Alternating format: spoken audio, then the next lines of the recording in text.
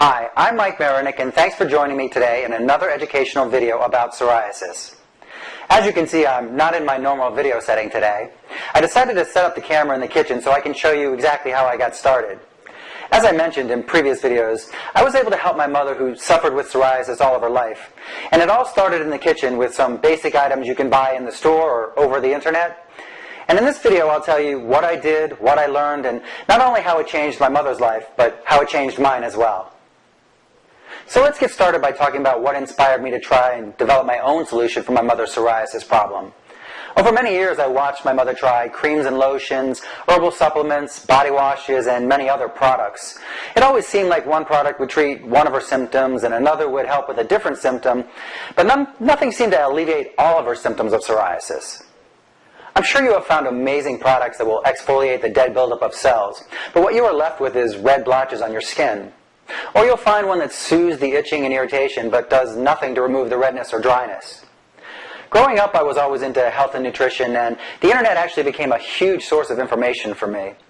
One day I was reading a medical journal that had an article about how people heal, and the study showed that people who were malnourished did not heal as quickly as people who were properly nourished. So I thought to myself, maybe my mother's body just doesn't have enough of the proper nutrition to heal itself normally. So I decided to take matters into my own hands. I went to the bookstore and I bought a few books on natural skincare. These books provided me with basic recipes for creams and lotions that I could make right in my own kitchen. I figured if I could just use one base recipe, I could simply add the nutritional content that I wanted to create my own skin cream. So let's talk about some of the ingredients that I used. First of all, to make a cream you need to create what's called an emulsion. An emulsion is created when you combine oil and water-based ingredients at the right temperature under a high-speed mixer. Then you simply let the mixture cool down, and while it's mixing and cooling down, the final product becomes a cream. So getting the water was not a problem, and after reading these skincare books, I determined that sweet almond oil would be the best oil for use on the skin. And another ingredient that I chose to use was aloe vera, and there have been many books written about the healing properties of this amazing plant. It's known to be great for burns and for soothing the skin. I also knew that most of the products I found contained an ingredient called salicylic acid. Well, if you pick up an aspirin bottle and you look at the back, you'll see that aspirin is simply cetyl salicylic acid. And lastly, I wanted to incorporate something with rich nourishment into my formulation. And from past experience, I knew that the egg had every single vitamin, mineral, and protein that's necessary for life. Think about it. A baby chick actually survives on what's in an egg until it hatches. With everything in place, I began to make small batches. There was just one ingredient that was causing a problem: the egg. You see, if I'm using hot water and hot oil to make the cream, then how do I get the egg into the formula? If I put it in the water, I get boiled eggs.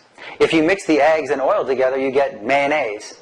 Since this was my most important ingredient, it was critical that I found a way to solve this problem. In the end, I don't know how many batches of test cream I actually made.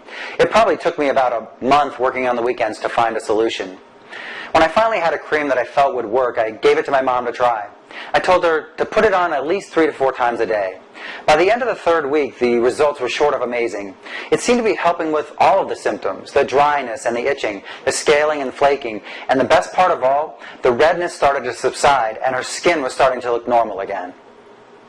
After about 2 to 3 months of using this cream, she actually felt confident enough about the look of her skin to go outside in a short-sleeved shirt. My mom knew a few other people that suffer with psoriasis, and she asked me to send them some cream as well. Sure enough, they saw the same results. After seeing what this cream can do, my mother encouraged me to try to market and sell this product to other people that suffered with psoriasis. But there was one big problem. Since I was using natural ingredients such as the egg, the formulation was not stable. You basically had to keep the cream refrigerated or it would grow mold over time. So my cream was really not a viable option as a commercial product. So I decided to hire a chemist to work with me in a lab to take what I learned and help me develop a stable formulation. After about 6 months of work, the formulation was tested and complete. At the end of all this work, the chemist turned to me and said, "You know you have to patent this, don't you?" She said that eggs had been used in beauty products dating back to the time of Cleopatra, but up to now, no one had figured out a way to incorporate the egg into a cream that actually preserves all of its nutritional content. So this technique that I developed really was unique. And this cream that I created really did change my mother's life. And it was the start of a new beginning for mine. I really hope you enjoyed this video. I hope I've inspired you to search for treatment options that are outside the normal realm of big business and prescription drugs. In my next video, you will see how I turn this kitchen science project into my life's work, and I'll finally show you my finished product. Thanks for watching. I'm Mike Marinek, and I'll see you in the next